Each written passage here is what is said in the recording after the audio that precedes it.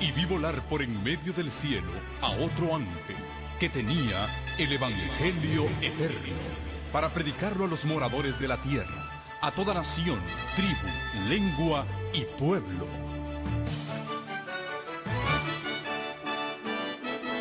Con ustedes su programa cristiano con temas bíblicos de actualidad. Un programa que trae al mundo la verdad presente. Este es el Evangelio eterno.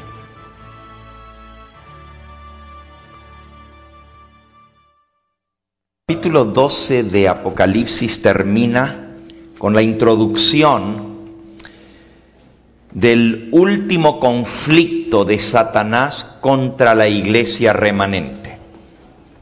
Apocalipsis 12, 17 dice: el dragón se llenó de ira contra la mujer y se fue a hacer guerra contra el resto, el remanente, los últimos que quedan de la descendencia de la mujer, los que guardan los mandamientos de Dios y tienen el testimonio de Jesucristo. Aquí el Señor nos presenta a su pueblo remanente y se nos dice que Satanás se enfurece, se llena de ira y se va a hacer guerra contra esa iglesia que guarda los mandamientos de Dios y retiene el testimonio de Jesucristo. Ahora, el capítulo 13, o sea, los versículos que siguen, nos amplía lo que es ese último conflicto entre el dragón o del dragón contra el remanente, contra la mujer. Y nos da los detalles, nos habla de quiénes serán los protagonistas de ese conflicto y de qué lado estará cada parte. Muy bien, tenemos varios hermanos entrando. Si los que están por aquí pueden agruparse un poquito, vengan hermanos aquí en la parte de adelante, hay algunas sillas o algunas bancas disponibles. Si pueden agruparse un poquito más, de esa manera vamos a tener lugar para los que vienen entrando. Muchas gracias.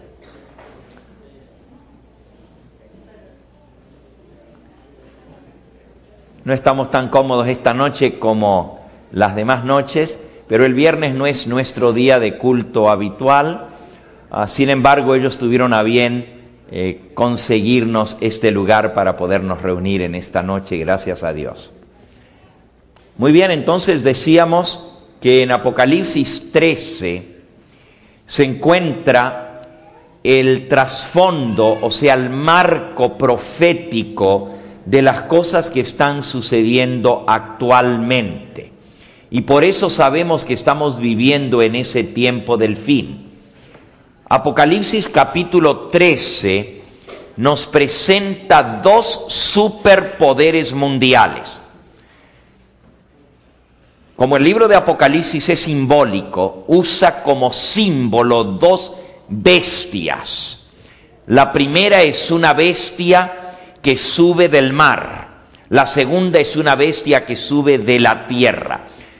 Todos los detalles de estas dos bestias, y recuerden, son dos superpoderes mundiales, están dados de tal manera que no hay duda alguna para identificar quiénes son estos poderes mundiales.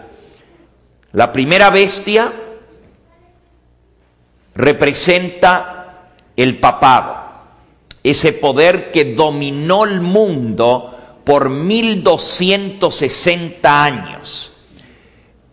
Ponía reyes, quitaba reyes, establecía la política a nivel mundial y la dominaba.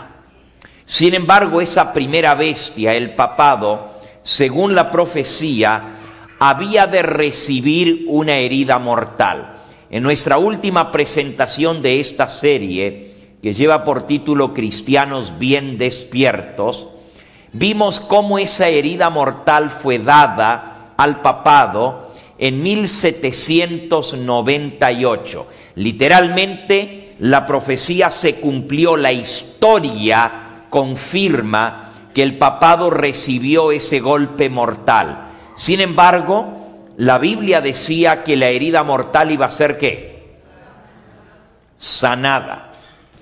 Y nosotros comenzamos a ver en la última presentación cómo esa herida mortal comenzó a ser sanada a través de ese concordato, ese pacto, ese documento que se firmó entre la República Italiana, más bien el dictador italiano Benito Mussolini, en febrero de 1929, y el papado, mediante el cual se establece un nuevo Estado, una nueva nación, libre de Italia, con territorio dentro de Italia, pero totalmente libre. Una nueva nación emerge, recibe el trono, recibe el territorio sobre el cual poder ser gobernante. Ahora, si ustedes notan, la profecía decía que hay tres cosas que tiene que recibir esta bestia para tener el poder completo.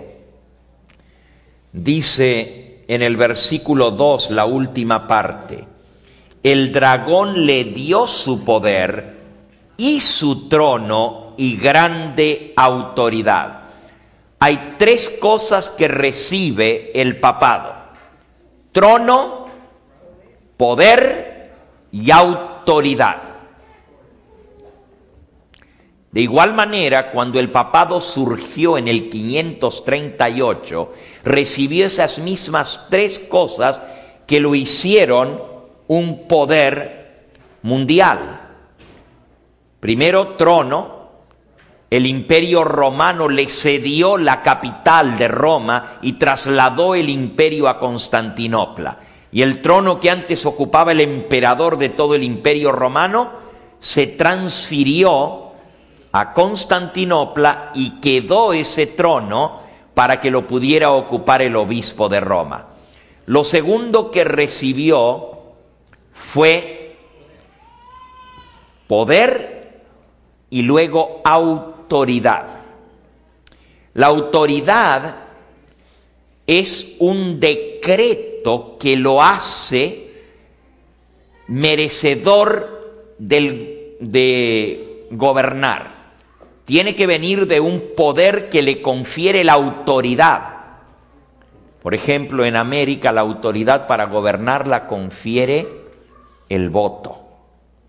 El pueblo vota por sus dirigentes y cuando ese voto elige a un nuevo gobernante, entonces ocupa ese lugar y tiene la autoridad para reinar por el poder del voto del pueblo. Sin embargo, el papado no viene por voto del pueblo. La autoridad se la da el dragón. El dragón es el diablo, pero el dragón tiene 7 cabezas, ¿recuerdan? Una de esas cabezas es el imperio romano. Y es el imperio romano el que le cede el trono, el que le da la autoridad. El imperio romano da un decreto, y este se conoce como el decreto de Justiniano. El emperador Justiniano, en el año 533, promulga el edicto de autoridad papal, así se conoce, edicto dándole autoridad al papa. Por eso el dragón le da el trono, el poder y la autoridad.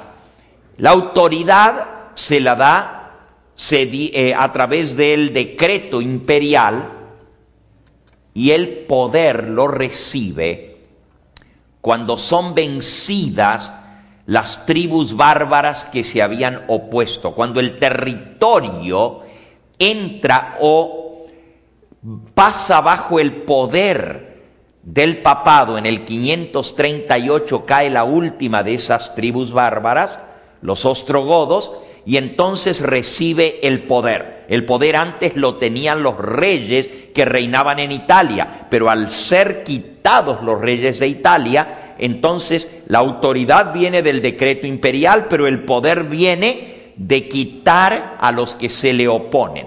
Y así tiene los tres elementos para poder gobernar supremo en Europa: el trono, el dominio o el poder y la autoridad. De igual manera, cuando recibe la herida de muerte, se le quitó las tres cosas. Se le quitó el poder, la autoridad y el trono. Los territorios pontificios le fueron quitados. El poder lo tenía ahora Napoleón Bonaparte, el que estaba avanzando y tomando toda Europa bajo su poder, bajo su control. Perdió lo que había tenido. Para que se recupere otra vez se necesita esos tres elementos. El primero de esos tres elementos se lo da de vuelta el gobierno italiano, que es el territorio. No podía gobernar, no puede haber un rey si no tiene un territorio sobre el cual gobernar. No podía ser reconocido como un líder político si no tenía un territorio político. Por eso fue muy importante el concordato entre el Vaticano, o sea, entre el papado y la República Italiana, dándole la sede del Vaticano de vuelta al papado. Le dio un territorio.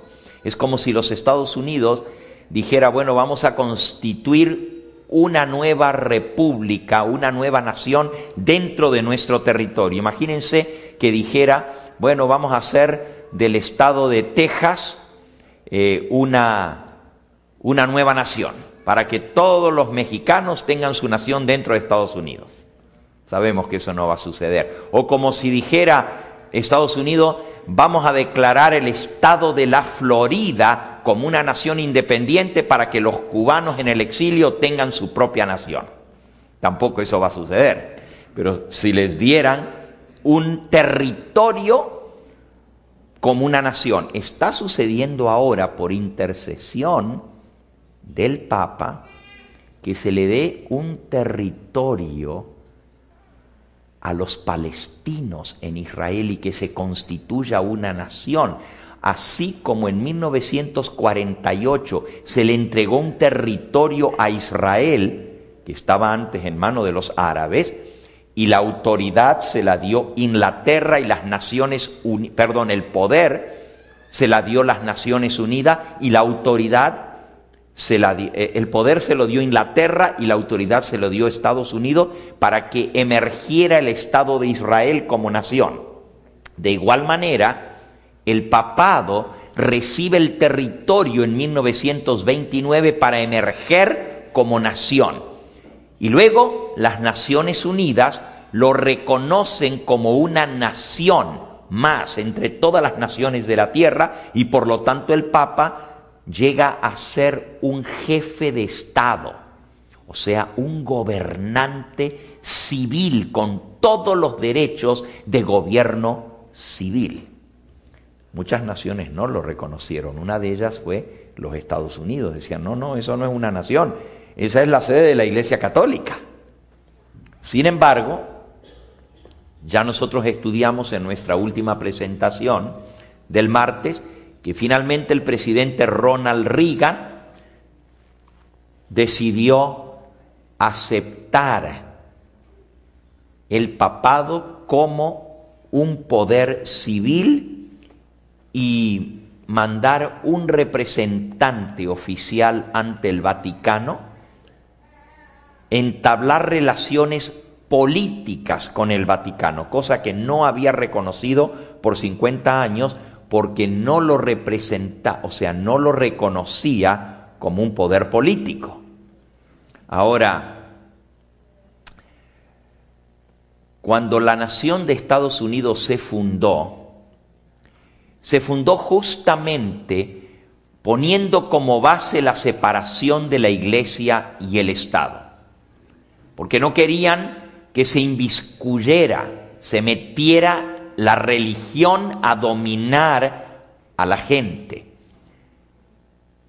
La gente tenía derecho a gobernarse a sí misma y no por los dictámenes de un hombre. Por eso se funda la nación de los Estados Unidos, libre de reyes y libre de papas que la dominaran.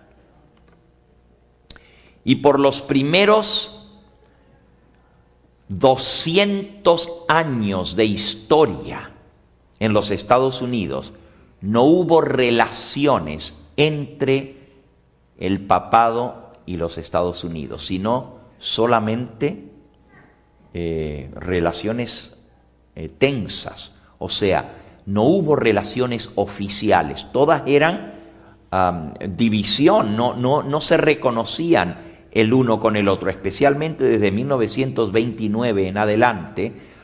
El papado quería que Estados Unidos lo reconociera porque eso le iba a dar una fuerza tremenda a nivel mundial, pero Estados Unidos decidió no reconocer el Vaticano como un Estado.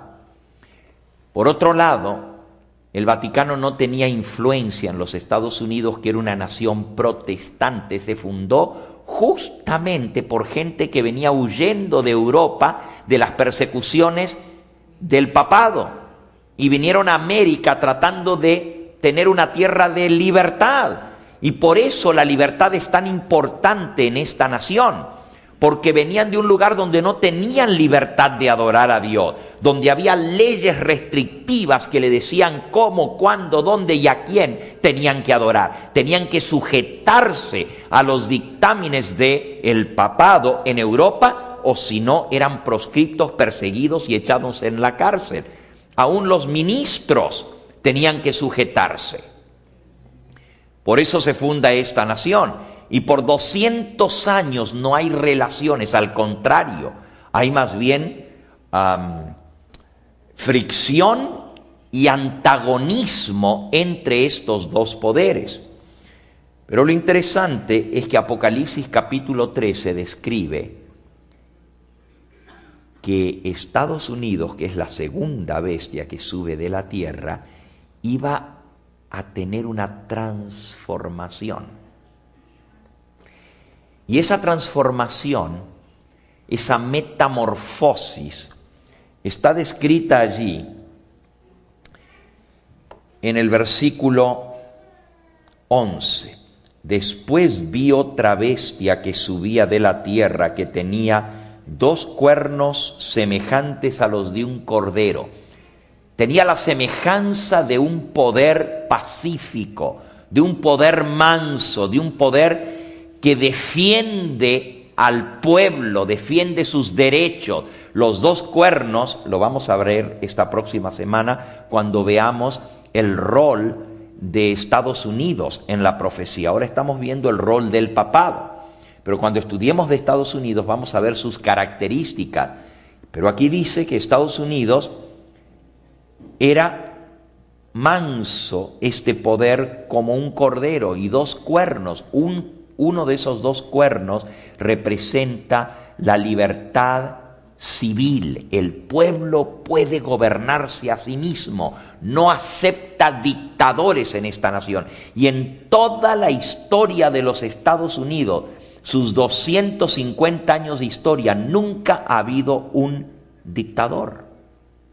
Imagínense, nuestros países también son democráticos, pero de vez en cuando hay un golpe de Estado y se mete un dictador, y a veces por años. Piensen en la República Dominicana, piensen en Cuba, piensen en Bolivia actualmente, en Venezuela, en Argentina, mi país, tantos años de dictadores anticonstitucionales, y luego el gobierno fue tomado por los militares, y los militares gobernaron en mi país por muchos años. En América, el pueblo gobierna a través de la gente que él escoge. El pueblo escoge sus gobernantes. Eso es lo manso del cordero, de la bestia que tiene cuernos de cordero, es que no tiene quien lo mande. El mismo pueblo pone sus leyes, vota por sus leyes. y se dirige a sí mismo y pone gobernantes que hagan la voluntad del pueblo. Por eso es un gobierno del pueblo, por el pueblo y en favor del pueblo. El otro cuerno tiene que ver con la libertad religiosa. Una es la libertad civil. La libertad civil le da los derechos al ser humano de expresión libre, de reunirse libremente, de prensa, todas las libertades contenidas en lo que se conoce como the Bill of Rights, o sea, la declaración de derechos constitucionales de todo ciudadano, están contenidas en lo que es la libertad civil.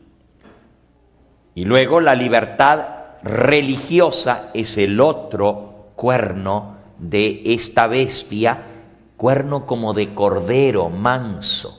Ya vamos a ver más detalles de este poder, pero donde viene la transformación es al final del versículo 11, dice, aunque se mira manso como un cordero, habla como ¿qué? Como dragón. O sea, hay una doble personalidad de esta bestia. Tiene apariencia mansa de cordero, pero habla. Cuando habla, se ve que no es un cordero, sino que es un ¿qué? Un dragón. ¿Okay? Doble personalidad, una metamorfosis, hay un cambio en su manera de actuar. Y esto es lo que estamos viendo en esta noche. Cómo Estados Unidos ha tenido un cambio con respecto a cómo mira al papado. En los primeros 200 años de la historia de Estados Unidos, de los 54 jueces supremos de esta nación, en 200 años de historia, solamente uno fue católico. Fíjense, la nación se fundó en el año 1776 y recién en 1836 el primer juez de justicia que fue nombrado fue católico. O sea, 70 años y no hubo ningún católico en la parte civil o en la parte legislativa de esta nación. ¿Por qué? Porque esta nación, sus líderes y el pueblo tenían miedo de lo que pudiera suceder cuando un católico llegara al poder civil, al poder legislativo. En 1836 se elige el primer católico a la Corte Suprema. Luego pasarían casi otros 100 años más hasta que se escogiera el segundo. Pero les voy a resumir, para el año 1980, cuando vino Ronald Reagan, solamente había un juez supremo en la Corte de Estados Unidos que fuera católico. Sin embargo, el presidente Ronald Reagan reconoce al Vaticano oficialmente como nación, manda un representante, se establecen relaciones diplomáticas entre el Vaticano y los Estados Unidos y se abre la puerta para mayor participación política. Y entonces el presidente Ronald Reagan nombra a 2 jueces supremos de la Corte Suprema de los Estados Unidos católicos, dando un total de 3. El total de los jueces supremos actualmente son 9.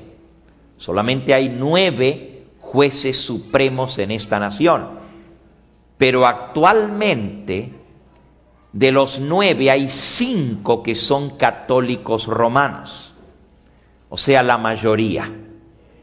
Imagínense de ser una nación protestante que tenía miedo de el poder del papado en América, ahora tiene su mayoría de los que elaboran las leyes de esta nación, son católicos. Los que deciden cuáles serán las leyes que se van a hacer cumplir en esta nación y cómo interpretar esas leyes son católicos.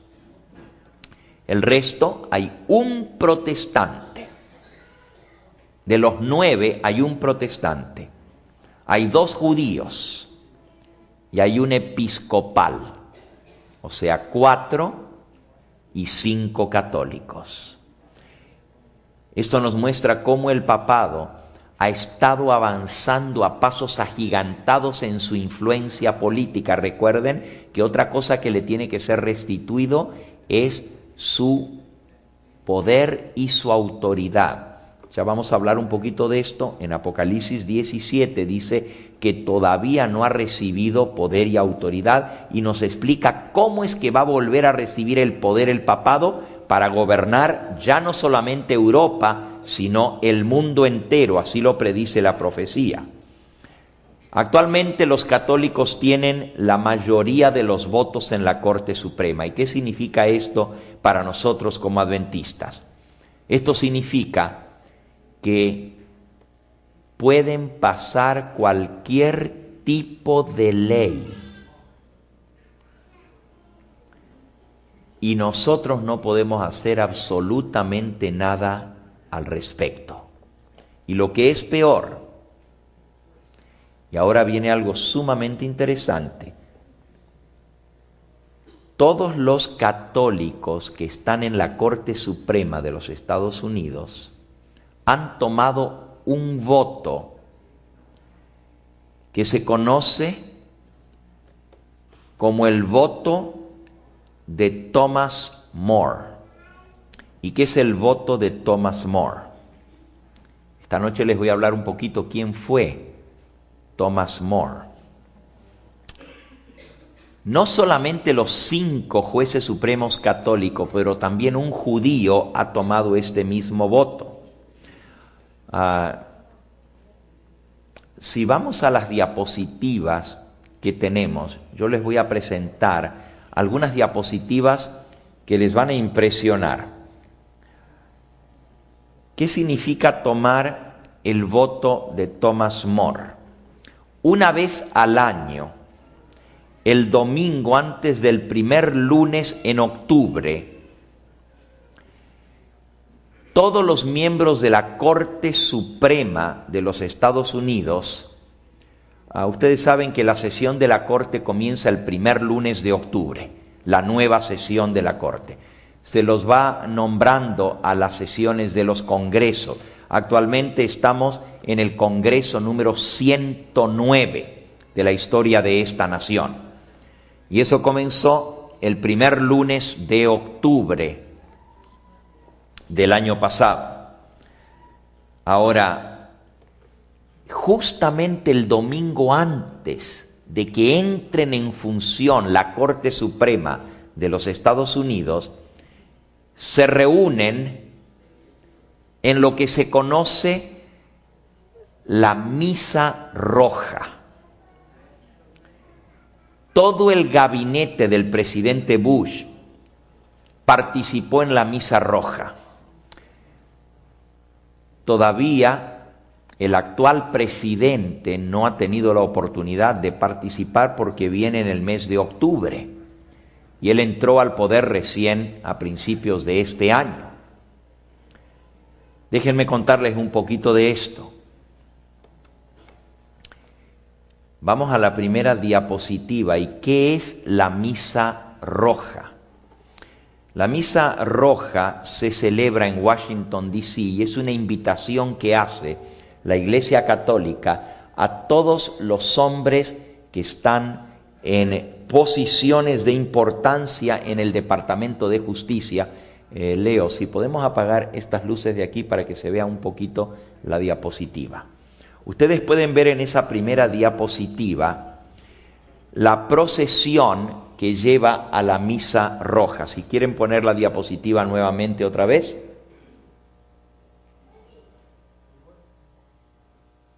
¿Ok? Son las otras, esta es las que tienen que apagar. las que están a los costados, porque tiene una directamente arriba, debajo de la pantalla. ¿Ok? En esta procesión ustedes están viendo a los miembros del gobierno en los Estados Unidos. Ahí está, muchas gracias. Asistiendo, dirigiéndose hacia la misa roja. Ahí es donde van a tomar el voto de Thomas More. Y vamos a hablar un poquito más de esto. La próxima diapositiva. Pueden ver saliendo de la misa roja. Y si alcanzan a ver ahí dice Thomas More Society. La sociedad de Thomas More. Y allí pueden ver los mismos jefes del gobierno saliendo de la Catedral Católica en Washington, D.C., después de haber participado de la misa roja. ¿Y quiénes son parte de esa procesión? Veamos algunos de los que participaron en la misa roja.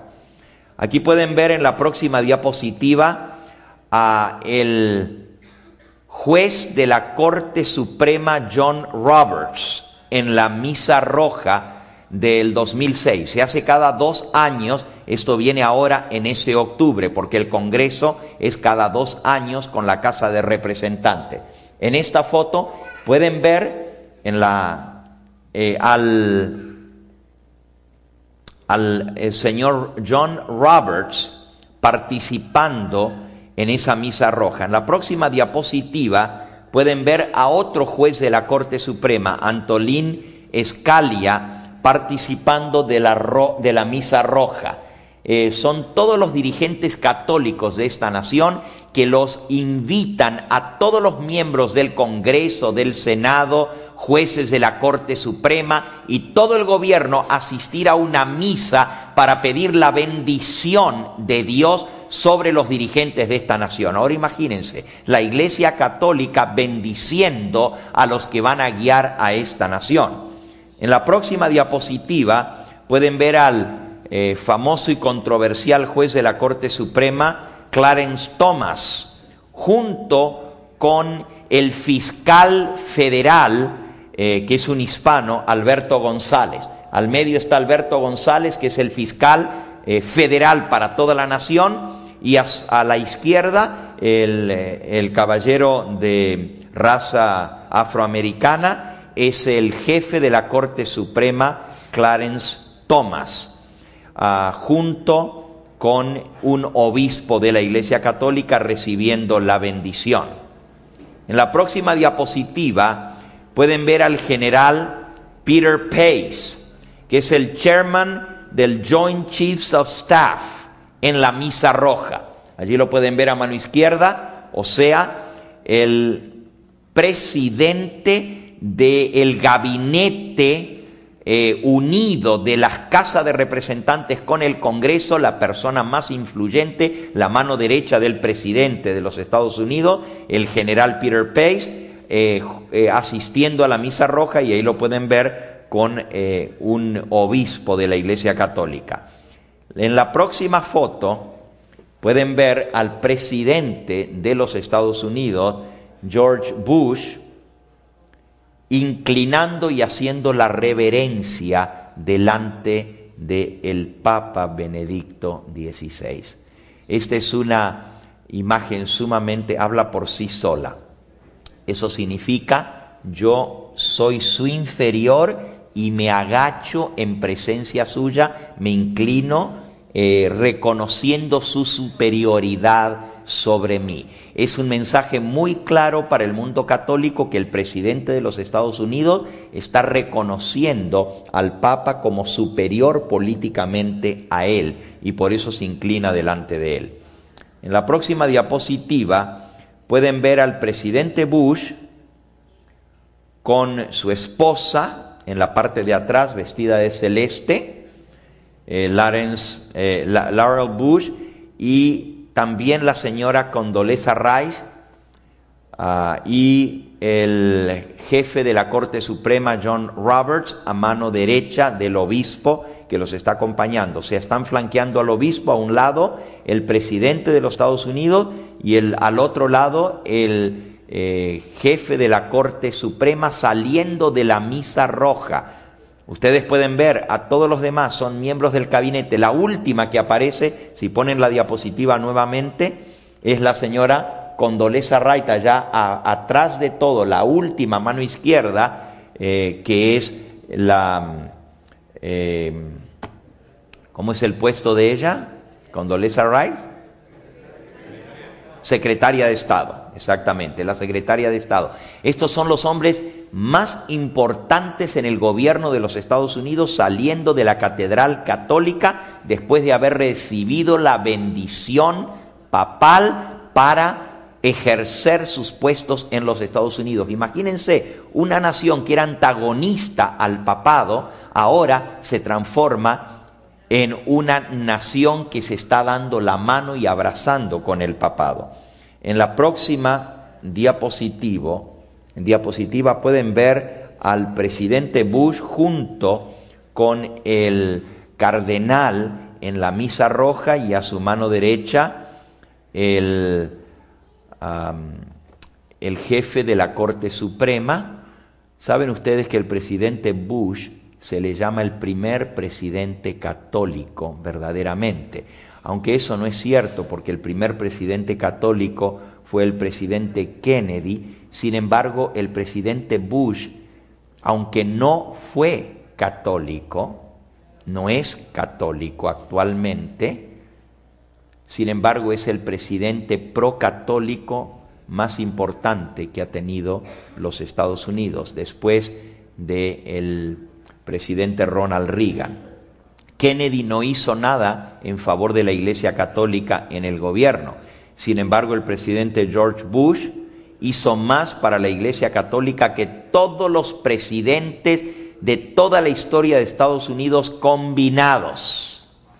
O sea, logró hacer la unión completa entre el Vaticano y los Estados Unidos. En la próxima diapositiva pueden ver el ahora fallecido jefe de la Corte Suprema, o sea, juez de la Corte Suprema, William Rehnquist, saliendo de la misa roja en el año 2006. Acompañado, si ustedes ven, todos los obispos católicos están vestidos de rojo.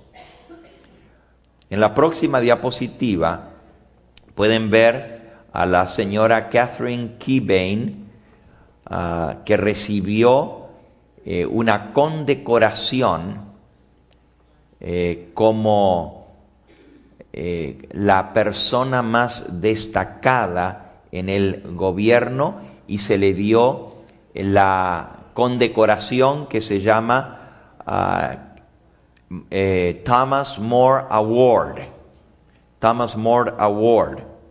Al lado de ella está el jefe de la Corte Suprema, Terence O'Donnell, y el obispo Anthony Pilla. Jefe de la Corte Suprema representando el estado de Ohio, o sea, más bien con sede en Ohio. Son 9 Cortes Supremas que hay en Estados Unidos, 9 territorios en que está dividido esta nación, y nosotros dependemos de una Corte Suprema de esas 9. Vamos a ver un poquito quién es Thomas More, para que entendamos lo que significa el voto de Thomas More. Cada persona que asiste a la misa roja toma un solemne voto de lealtad. Y vamos a ver a quién es la lealtad. Thomas More nació en febrero de 1478 y murió el 6 de julio de 1535. Thomas More era un jesuita político en Inglaterra durante el reinado del rey Enrique VIII, King Henry VIII reign. Este jesuita llegó a la posición más importante en Inglaterra, llegando a ser primer ministro, y era católico. Recuerden que todavía en 1478 Inglaterra era católica. Fue en el año 1000 1530, cuando se separa del catolicismo durante el reinado del rey Enrique VIII. Ahora vamos a hablar un poquito de esa parte de la historia. Mientras el rey Enrique VIII estaba muy ocupado casándose y divorciándose en contra de la enseñanza católica con más de una mujer y tenía amantes y otras, el rey de Inglaterra, el señor y obispo Thomas More, que llegó a ser primer ministro de Inglaterra, estaba muy ocupado en Inglaterra matando a protestantes cristianos. Llegó a ser Lord Chancellor of England, o sea, la posición más importante. En aquella época era la posición segunda en el reino. Hoy se llama primer ministro esa posición de Inglaterra, pero en aquella época se llamaba Lord Chancellor of England, o sea, primer ministro de Inglaterra. Bajo el rey era la segunda persona más importante y él era un jesuita. Thomas More se conoce en la historia como una de las personas más terribles como inquisidor, más vicioso y más malévolo. Mató a miles de cristianos en Inglaterra, los perseguía, los echaba a la cárcel. Él fue, por ejemplo, el que hizo quemar vivo al traductor de la Biblia, William Tyndale. Y si a alguno de ustedes les interesa ver la vida de ese hombre de Dios que tradujo la Biblia al inglés mucho antes que la Biblia oficial del rey Santiago, esta Biblia existe hasta el día de hoy. Tyndale fue quemado en la hoguera por órdenes de Thomas More. Muchos otros creyentes que aceptaron el protestantismo en Inglaterra fueron llevados a la corte, fueron juzgados y fueron exterminados, entregados para ser muertos en Inglaterra. Este señor Thomas More quemó a más de 500 protestantes en Inglaterra, los quemó vivos en la hoguera. Por su fe religiosa. ¿Por qué el papado escoge el nombre de Thomas More y lo hace un santo? Porque hoy en día es el Santo Tomás More. ¿Quién es este Santo Tomás More y por qué lo escogen? La razón por la cual el papado lo escogió para llegar a ser un santo es porque él creía que el Papa tenía suprema autoridad sobre el gobierno, no solamente sobre la Iglesia, y que todos los gobernantes le debían respeto, honor, sujeción y obediencia suprema. Cuando el rey de Inglaterra se rebeló contra el papado, estamos hablando ahora de Enrique VIII, se rebeló contra el papado. La razón por la que se rebeló no fue por razones religiosas, fue por razones políticas y morales. El Papa no quiso aceptar el tercer casamiento del rey Felipe VIII, Enrique VIII, sino que lo excomulgó por estar viviendo en adulterio, porque no lo quiso divorciar, o sea, anular su matrimonio. El rey pidió que el Papa anulara su matrimonio, pero no quiso el Papa hacerlo, y entonces él se divorció, se volvió a casar y dijo: yo no estoy sujeto a el Papa, sino que yo puedo hacer lo que quiera porque soy el rey de Inglaterra. Y si me quiero divorciar, me divorcio. Y se casó con María Bolengo, y por supuesto eso le costó la excomunión de la Iglesia Católica. ¿Y qué hizo Enrique VIII? Enrique VIII dijo: pues la Iglesia Católica en Italia y en Inglaterra, la Iglesia de Inglaterra. No pertenecemos más a la Iglesia Católica, y separó a toda la nación del catolicismo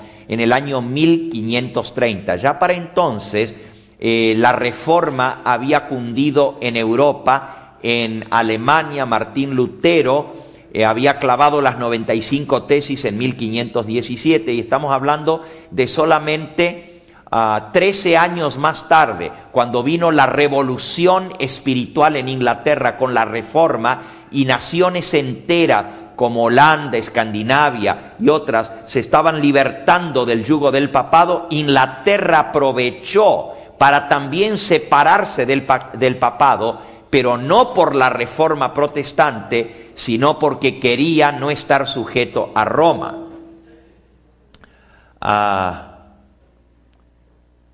Thomas More se le levantó al rey de Inglaterra.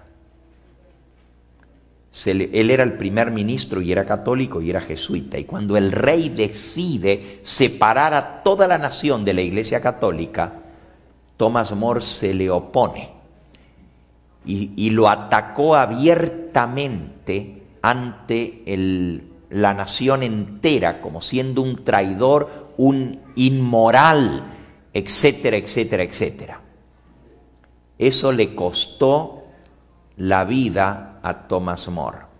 El rey Enrique VIII le pagó con la moneda con que él había pagado a tantos protestantes en Inglaterra. Lo mandó a matar. Como él estaba trabajando más para el Vaticano que Inglaterra, o sea, él quería que estuvieran sujetos a el Vaticano. El rey de Inglaterra usó su posición como rey para quitarle la vida. Sin embargo, More, por muchos años, había usado su posición para establecer firmemente la Iglesia Católica en Inglaterra. La Iglesia Católica declaró entonces a Thomas More como un santo mártir, porque había muerto defendiendo la verdad contra la inmoralidad de Inglaterra y del rey Enrique VIII. Hasta el día de hoy, la Iglesia de Inglaterra se mantiene separada de Roma, pero la Iglesia anglicana, la Iglesia de Inglaterra, ha firmado ahora concordatos con Roma y han llegado a hacer las paces y están en el proceso de integrarlos. Actualmente, la Iglesia Católica reconoce los sacerdotes anglicanos y pueden oficiar misa en la Iglesia Católica. Y los sacerdotes católicos pueden oficiar misa en la Iglesia de Inglaterra. La Iglesia de Inglaterra es prácticamente como la Iglesia Católica, pero no depende del Papa. Sin embargo, por influencia del protestantismo, se cristianizó por varios siglos, aceptaron las enseñanzas de la Biblia, no en su totalidad, pero la Iglesia de Inglaterra tomó la línea de la Reforma en varias cosas, porque de todos modos ya estaba separada de Roma. En Estados Unidos, la iglesia anglicana se llama la iglesia episcopal. Donde ustedes vean una iglesia episcopal, sepan que es la iglesia de Inglaterra en América, que también está separada de la iglesia de Inglaterra.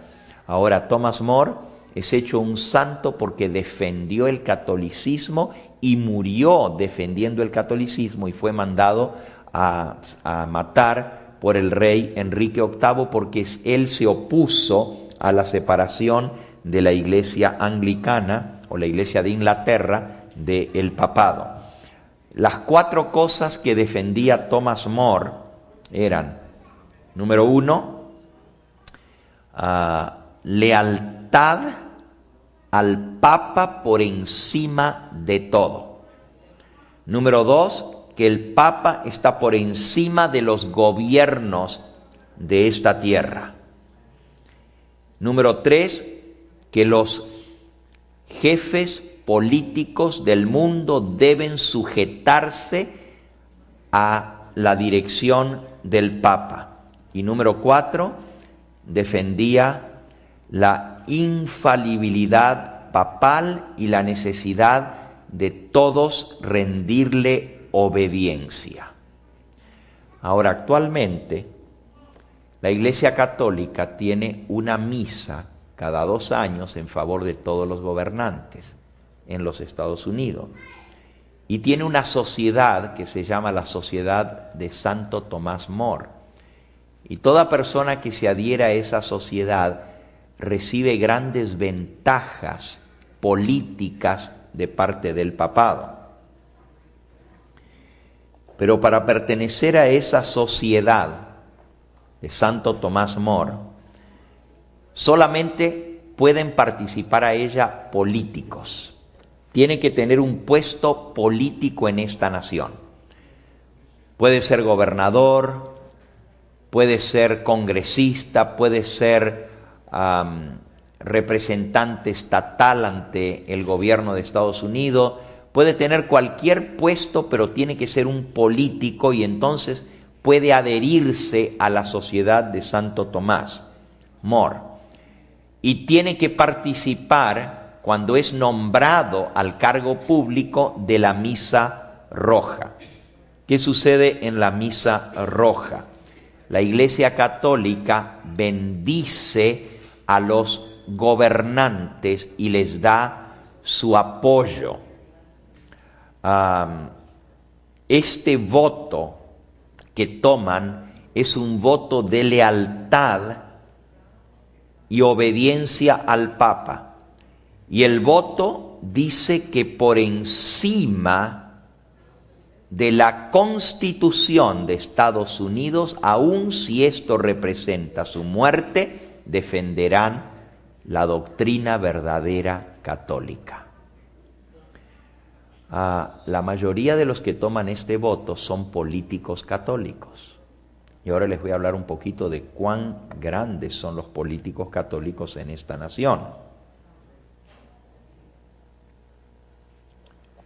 La mayoría de los americanos no saben que los políticos católicos toman el voto de Santo Tomás More.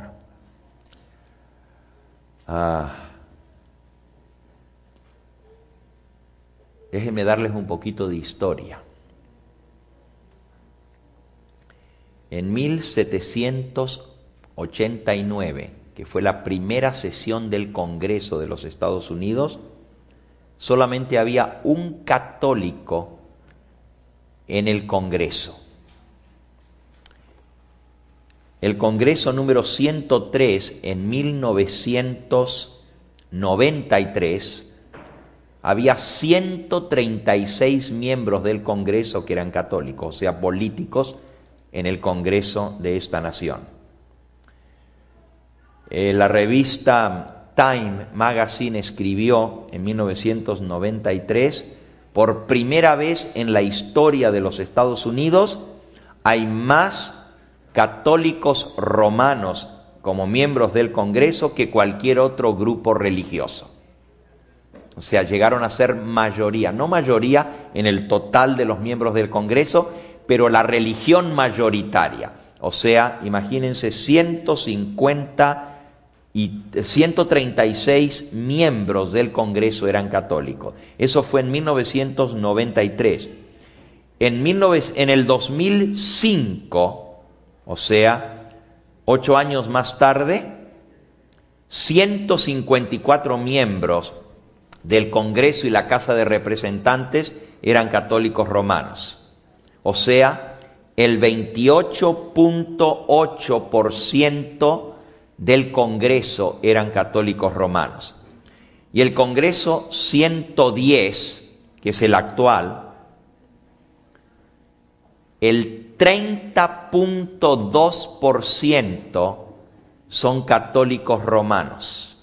Consiguieron 2 nuevas sillas en el Congreso, en el Senado, y 5 sillas adicionales en la Casa de Representantes, haciendo un total de 161 católicos romanos en el Congreso y en la Casa de Representantes. Esto, comparado con la población católica, que actualmente es el 24% de la población en los Estados Unidos, tienen el 30.2% de miembros en el Congreso. y son la religión mayoritaria del Congreso. Pero esto no es todo. De los 50 gobernadores de los 50 estados, 32% son católicos. O sea, 1 de cada 3 gobernadores en esta nación de los 50 estados son católicos romanos. Eso fue en el 2000. En el 2005, el 44% de los gobernadores eran católicos romanos y en el 2009 el 52% de los gobernadores en esta nación son católicos romanos. O sea, tienen más de la mitad de los gobernadores solamente siendo el 24% de la población en esta nación. Eso es sumamente significativo. O sea, el catolicismo está en una carrera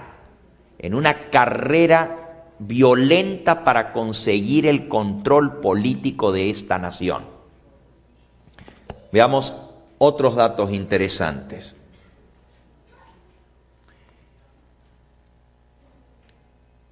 Cuando Estados Unidos fue instituido como nación en el año 1776, solamente el 1% de toda la población de Estados Unidos era católica. ¿Cuánto dije? El 1% de toda esta nación era católico cuando Estados Unidos se fundó. Para el 1900, la población católica a través de la migración había crecido hasta un 14%. O sea, el 14% en el 1900 era católico. Actualmente los católicos son el 24% de la población. ¿Por qué creen ustedes que el Papa Benedicto XVI habló con el presidente Bush presionándolo a que ayudara a solucionar el problema migratorio en los Estados Unidos? Pidiéndole, el Papa intercedió ante el presidente, pidiéndole que resolviera la situación de los inmigrantes en los Estados Unidos para que pudieran llegar a ser legales en esta nación. ¿Por qué creen esos?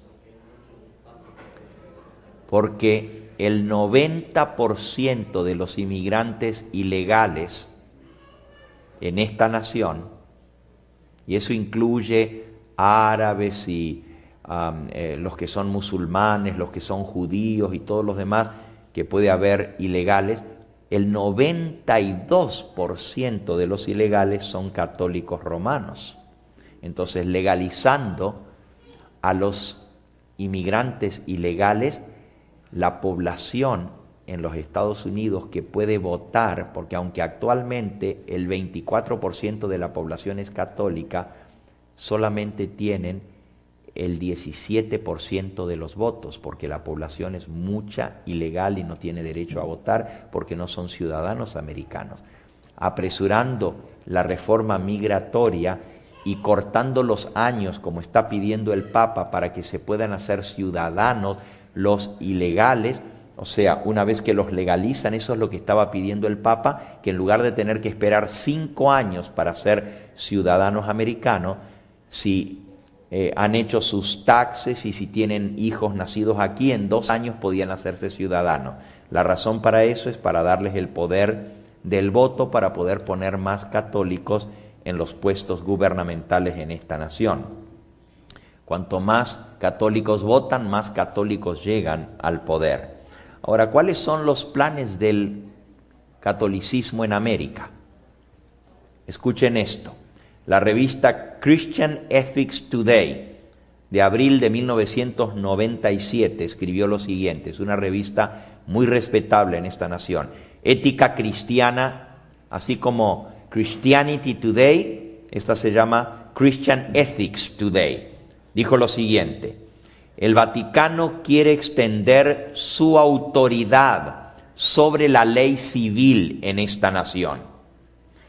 no solamente en los países donde la mayoría son católicos, pero también en países donde la población es de diversas religiones. Los obispos católicos han decidido tratar de imponer la autoridad papal sobre las leyes de los Estados Unidos, por ejemplo, sobre el tema del aborto. Quieren que en esta nación se logre la idea católica haciendo el aborto ilegal.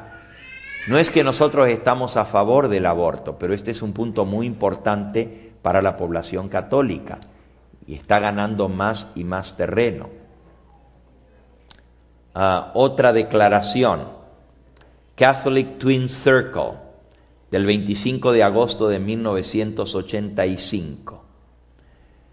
Todos los americanos harían bien en poner una petición ante el presidente de la nación y el Congreso para que se pase una ley federal, una enmienda a la Constitución, si es necesaria, para que se establezca la santidad del domingo como día de reposo nacional.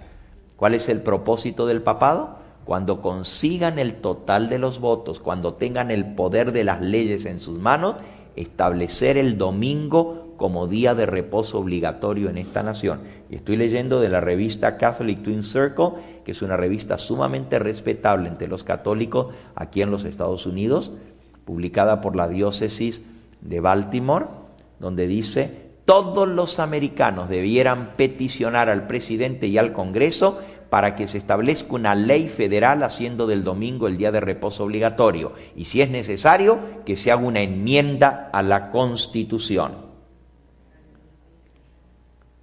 Ahora leamos de lo que escribió el Papa Juan Pablo II en su encíclica Dies Dominis, publicada el 31 de mayo de 1998, o sea, hace 11 años atrás.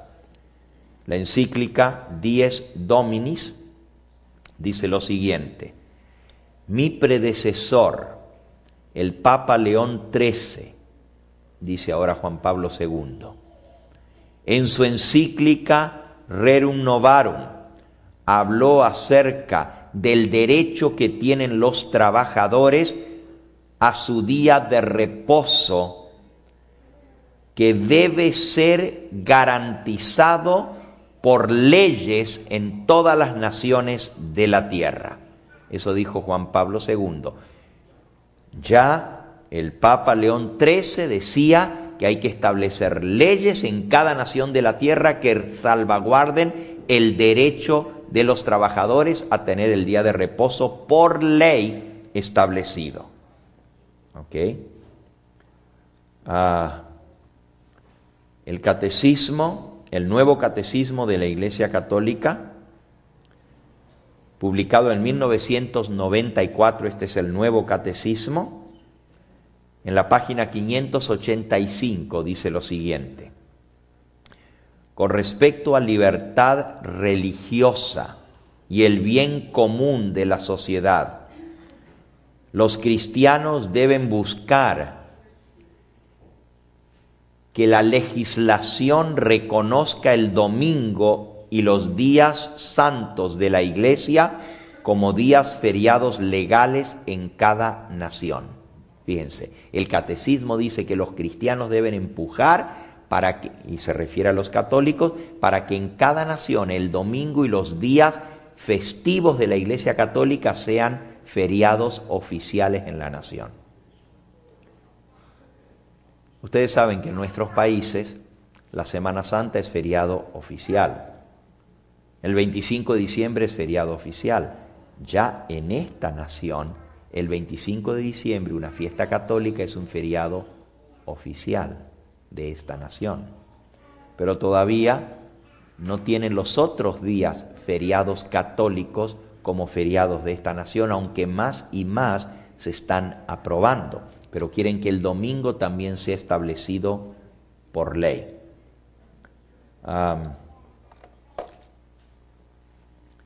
1992, la campaña católica para América, su revista oficial de la campaña católica para América, dice lo siguiente: la separación de la Iglesia y el Estado es una premisa falsa y todos debemos luchar para eliminar esta falsa premisa de las leyes de los Estados Unidos. No debe haber más separación entre la Iglesia y el Estado, cosa que está en la Constitución. O sea, el católico en Estados Unidos está en contra de la Constitución y dice que tiene que haber una enmienda, se debe reformar la Constitución para que se pueda quitar la separación de la Iglesia y el Estado. En todos los países católicos, la Iglesia y el Estado están íntimamente comprometidos. Por ejemplo, en mi nación, en la Argentina, de la cual yo nací, la Iglesia católica es la iglesia oficial del Estado. Es mantenida por los impuestos de la población. Las iglesias son mantenidas por el gobierno. Se arreglan con dinero de los impuestos del pueblo. Los sacerdotes se pagan con dineros de impuestos. La iglesia no tiene que recoger diezmos ni ofrendas para mantener a los sacerdotes en Argentina, porque así como el presidente de la nación y los gobernantes reciben un cheque del gobierno para mantenerlos, los sacerdotes, los maestros católicos, reciben un cheque del gobierno que les paga su salario mensual. Son mantenidos por el gobierno porque la religión oficial de la nación es la católica. En todos los países donde el papado ha tenido influencia, siempre llega a ser la religión oficial del Estado. Escuchemos esta otra, y esta es sumamente impresionante lo que dice aquí. La Carta Confidencial sobre Libertad, volumen 5, página 1982, dice así: por lo tanto, todos los cristianos naturalmente deben buscar, apoyar y establecer legislación civil en la cual se respete la obligación de guardar el domingo. Esto está citado en la encíclica Dies Domini de Juan Pablo II. La Carta Confidencial sobre Libertad, en el volumen 5, la página 1982, no terminarán los desastres de nuestra nación y los problemas económicos hasta que el domingo sea estrictamente establecido por el gobierno a través de leyes y acciones que las hagan cumplir. O sea, los americanos están diciendo que no se va a acabar los problemas financieros hasta que no se establezca el domingo como día de reposo obligatorio. Hermanos, mañana nosotros vamos a ver cómo el diablo ha hecho tremendos avances para lograr que se establezca una ley dominical, no solamente en muchos países del mundo que ya los han aprobado, sino también en los Estados Unidos de Norteamérica. Imagínense, una nación que cuando se fundó tenía el 1% de católicos y ahora tiene la mayoría de los gobernantes que son católicos, y todos toman un voto de lealtad al Vaticano por encima de la Constitución de los Estados Unidos. En otras palabras, si tienen que escoger entre una ley que está de acuerdo a la Constitución y una ley que está de acuerdo al Vaticano y se contradicen, siempre tienen que aceptar la ley del Vaticano por encima de la ley de la Constitución de los Estados Unidos. Ese es el voto de Santo Tomás More. Y muchos políticos, la totalidad de los políticos católicos, reconocen y toman ese voto. ¿Por qué? Porque necesitan el voto católico para llegar a conseguir su puesto político. Si los católicos no lo apoyan, no alcanzan a ser elegidos. Claro, reciben también votos de otra gente, pero con el voto católico logran conseguir los puestos políticos. Pero para que los católicos le den el voto para ser reelegidos, tienen que tomar el voto de lealtad de Santo Tomás More, que se sujetarán al papado por encima de la Constitución de los Estados Unidos. Estas son cosas muy serias las que estamos hablando. Y si no tuviéramos los documentos sobre esto, no nos atreveríamos a decir esto públicamente. Pero ustedes pueden constatar que lo que estoy diciendo es cierto. Y estudien, averigüen y estén al pendiente cuando salga por televisión este próximo octubre la Misa Roja. Y vean quiénes asisten a la Misa Roja, porque no solamente católicos. El presidente Bush tomó el voto de lealtad al papado. Y él no es católico. ¿Qué creen ustedes que hizo la señora Bush cuando voló a México? ¿Se acuerdan lo que hizo? Fue a ponerle una corona a la Virgen de Guadalupe. Y ella es bautista. ¿Qué hace un bautista poniéndole una corona a la Virgen de Guadalupe en México? ¿Qué hizo el hermano del presidente Bush? Cuando estaba peleada la reelección del presidente Bush, ¿se acuerdan cuando estaba el problema con el recuento de votos en la Florida? Para el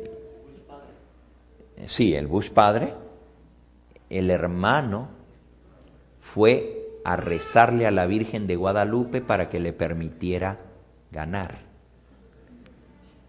La familia Bush se crió como bautista, pero el hermano del presidente Bush dejó la iglesia bautista para hacerse católico. Y ahora se espera que en los próximos meses el expresidente Bush hijo también tome los votos para hacerse católico y se bautice como católico, o sea, pasándose de ser bautistas a ser católicos. ¿Qué va a hacer el presidente Obama cuando venga a la Misa Roja? Lo veremos en el mes de octubre. Estén al pendiente de las noticias y verán hasta dónde ha conseguido su influencia y su poder el Vaticano en los Estados Unidos de Norteamérica. Hermanos, esta nación fue un baluarte, una defensa para la libertad religiosa. Por siglos, los Estados Unidos de Norteamérica era como una protección, era como un haven, ¿no es cierto?, un lugar de protección contra la tiranía de los papas. Pero mientras estábamos durmiendo, secretamente el diablo ha estado trabajando para cambiar esto totalmente, porque el diablo no duerme. Y hay un doble ataque que se está haciendo contra nuestro gobierno. Por un lado, los republicanos han estado empujando la posición católica y la agenda católica papal en esta nación, poniendo líderes católicos en las posiciones que determinan las leyes de esta nación.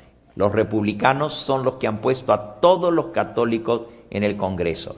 Prácticamente todos los republicanos, todos los católicos que están en el Congreso son en su mayoría republicanos. Pero por otro lado, los demócratas han estado empujando la agenda de las uniones laborales y los sindicatos. Eso viene de parte de los demócratas.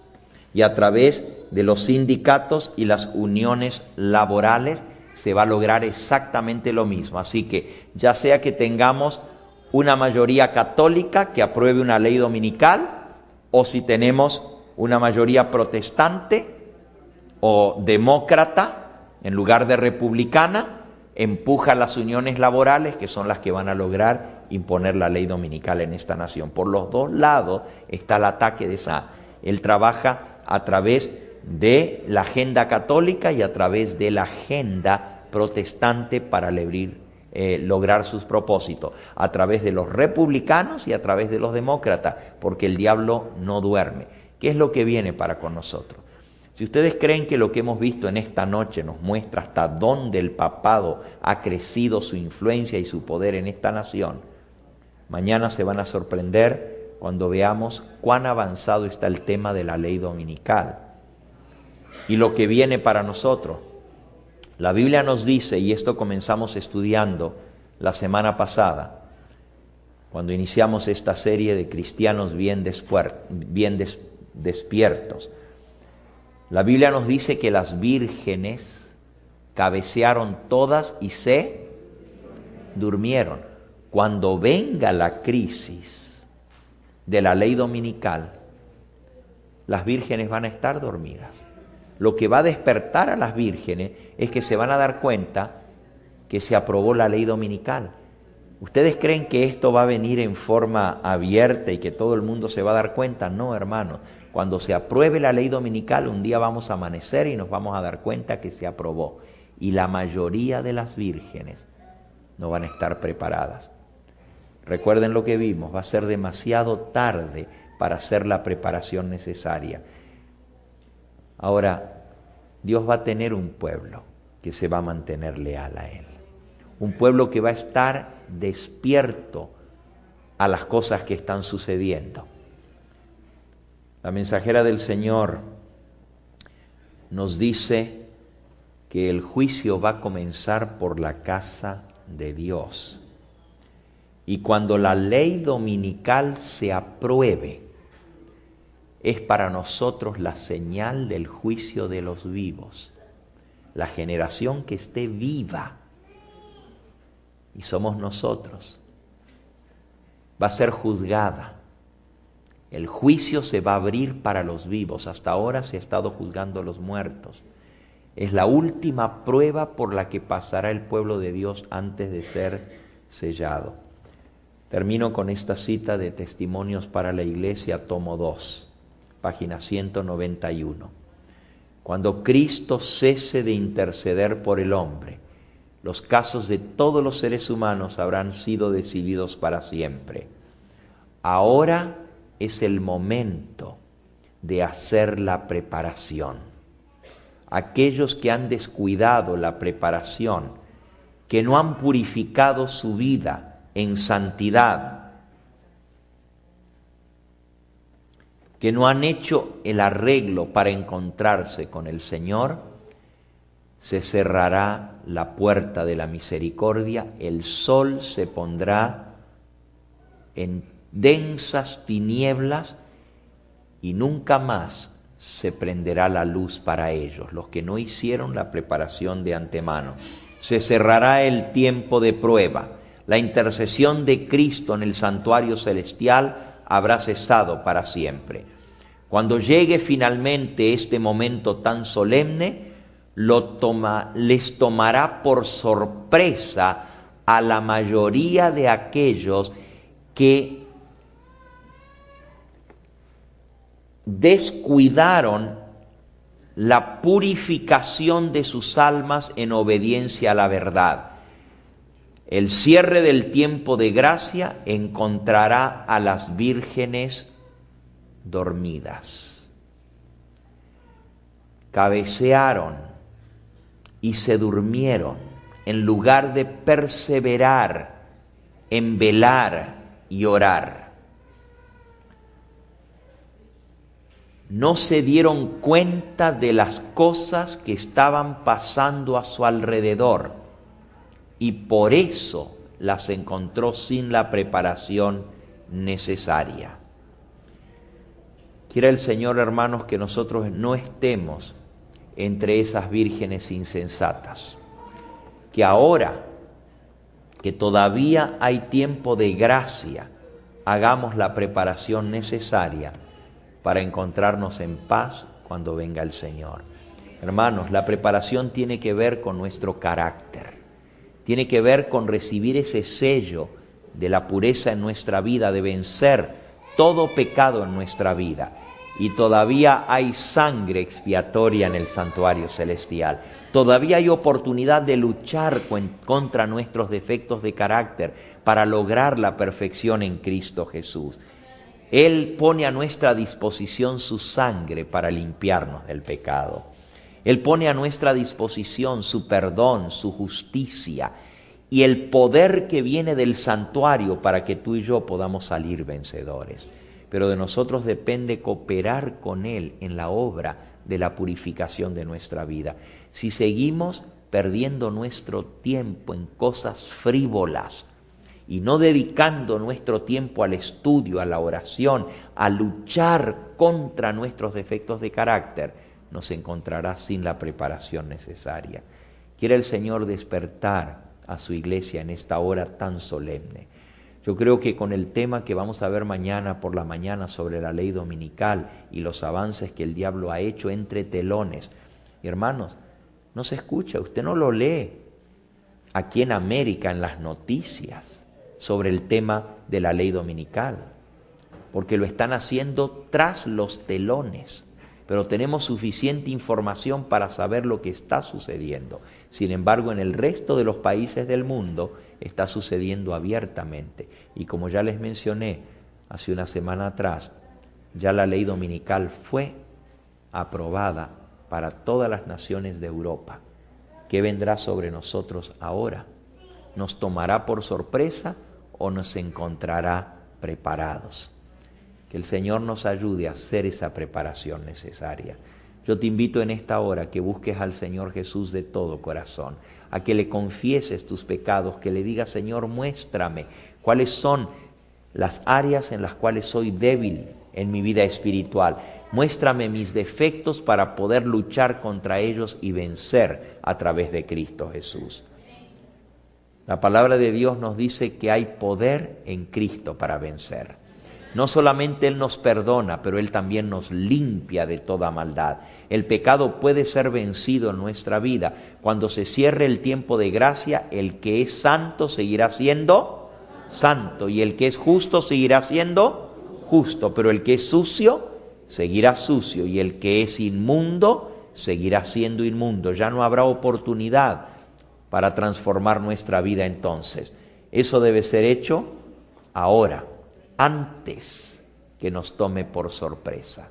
Vamos a pedirle al Señor en esta hora que Él obre en nosotros, que Él nos muestre nuestra debilidad para poder vencer el pecado a través de Cristo Jesús. Les invito a ponerse en pie en esta hora para tener una palabra de oración, pero antes de orar, vamos a dar la oportunidad para que si hay alguno aquí en esta noche que todavía no ha tomado la decisión de seguir a Cristo Jesús de todo corazón, de entregarse a Él y haciendo un pacto con Él de salvación para limpiar su vida del pecado a través del bautismo, pueda en esta noche pedirle al Señor que haga ese milagro en su vida. No hay cosa más importante que entregar tu corazón a Cristo y hacer ese pacto. Él va a venir a buscar a aquellos que le han recibido como Salvador y Señor. Quizás hay alguien aquí en esta noche que aún no ha tomado ese paso de entregar su vida a Jesús a través del bautismo. Yo quisiera orar especialmente si hay un alma, un joven, una señorita, un adulto que aún no haya tomado ese paso. El próximo sábado, aquí mismo en este lugar, en el bautisterio, vamos a cerrar estas 2 semanas de estudio de las cosas que están sucediendo en el mundo con una solemne ceremonia bautismal. Y quizás hay alguien aquí en esta noche que está considerando, está pensando tomar ese paso.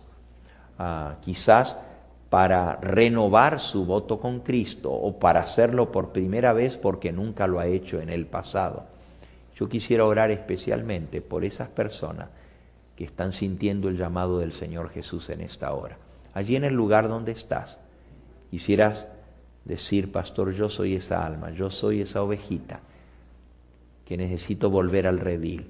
Yo soy esa persona que aún no ha tomado el paso del bautismo, pero sé que Jesús me está llamando. ¿Hay alguien aquí?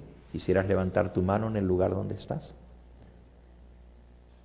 Si alguno no ha tomado aún el paso del bautismo para sellar su vida con Cristo, levanta tu mano allí donde estás, yo voy a orar por ti. Amén, que el Señor les bendiga, amén, amén. Qué bonito es ver a 3 jóvenes levantando su mano. ¿Hay alguien más que aún no ha tomado el paso del bautismo? ¿Ya en la parte de arriba? Amén, otro joven, el Señor te bendiga. Alguno más en esta hora, quizás hay alguien aquí que fue bautizado, pero amén, aquí hay otro joven, el Señor te bendiga a ti también, joven. Quizás hay alguien aquí que fue bautizado, pero se ha enfriado, se ha apartado del camino del Señor y necesita volver a comenzar otra vez, a hacer un nuevo pacto con Jesús para que Él lo renueve para salvación. El Señor está recogiendo a su rebaño, Él está preparando a los que van a recibir el sello de Dios y van a dar el fuerte pregón al mundo. Hay alguien aquí que necesita comenzar de nuevo y tiene el valor de decir: pastor, ora por mí, yo soy esa ovejita que me aparté del redil. Yo quiero volver a tomar ese voto con Cristo Jesús para que Él me renueve. ¿Hay alguien? ¿Quisieras levantar tu mano? Amén, el Señor te bendiga a ti y a ti. ¿Alguien más? Y última pregunta, quizás hay alguien aquí que fue bautizado en otra iglesia, pero sabe que el sábado es el día del Señor y que necesita hacer una decisión en favor de Cristo y de su verdad. Y quisiera decir: pastor, ora por mí, yo vengo de otra iglesia, pero yo quiero estar entre los redimidos y quiero que mi familia se salve también. ¿Hay alguien aquí que quisiera que ore por usted? Amén, el Señor te bendiga. ¿Alguien más? Vamos entonces a orar los unos por los otros. Yo voy a invitar a los que levantaron su mano que se acerquen, vengan aquí para tenerlos aquí cerquita y orar por ustedes. Vengan. Todos los que levantaron su mano, acérquense. Allá en la parte de arriba había un joven, que había otro, hay varios que levantaron su mano. Vengan, acérquense.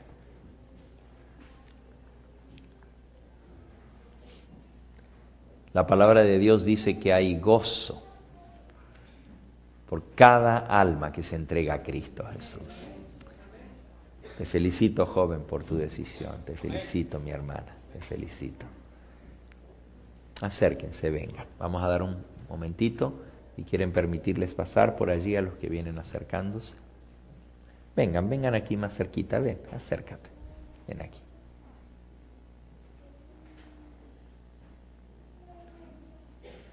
Para aquellos que nos están viendo a través de la pantalla, queremos incluirlos a ustedes en esta oración también.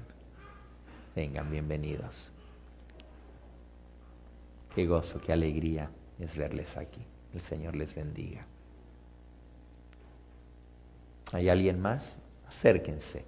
Aquellos que nos están viendo a través de la pantalla, no importa dónde estés, si el Señor te está llamando, esta es tu hora de decisión. Dile: Señor, yo quiero que tú me selles a mí también. Yo también quiero entregar mi vida a ti. Y allí donde estás vas a orar conmigo y le vas a pedir al Señor que realice ese milagro en tu vida. Vamos a inclinar el rostro para orar. Padre Santo y Dios nuestro, estamos delante de ti agradecidos por todo lo que hemos aprendido en esta noche. Cosas que ni siquiera sabíamos, que quizás por estar descuidados a los acontecimientos, como las vírgenes dormidas, no nos dábamos cuenta de los pasos agigantados que está tomando el cumplimiento de tu profecía. Sabíamos, Señor, que la herida mortal iba a ser sanada, pero no nos imaginábamos hasta qué grado había crecido la influencia del papado en los Estados Unidos. Ahora entendemos, Señor, que los acontecimientos están a las mismas puertas y que lo que como pueblo adventista hemos predicado y anunciado por tanto tiempo está a punto de suceder. Por eso, Señor, te pedimos que tú nos renueves, que tú nos llenes de tu Espíritu Santo. A cada uno de los que estamos aquí necesitamos ser despertados para poder hacer la preparación cuando todavía hay tiempo de oportunidad. En forma especial te pido por estas preciosas almas que han pasado aquí adelante. Algunos vienen porque quieren sellar su vida contigo a través del bautismo. Otros, Señor, vienen a reconciliarse contigo. Te pido por cada alma que ha tomado su decisión en esta hora, no solamente los que están aquí con nosotros, sino también aquellos que a través de la pantalla se han unido a nosotros y en esta hora han decidido obedecerte y seguirte a ti de todo corazón. Sella cada decisión para salvación. Bendice nuestras familias aquí representadas. Despídenos con tu bendición y tráenos en las horas del día de mañana para escuchar aún más de tu palabra y para fortalecer nuestra vida espiritual. Todo esto te lo agradecemos sin merecerlo, en el nombre precioso de Jesús. Amén, Señor.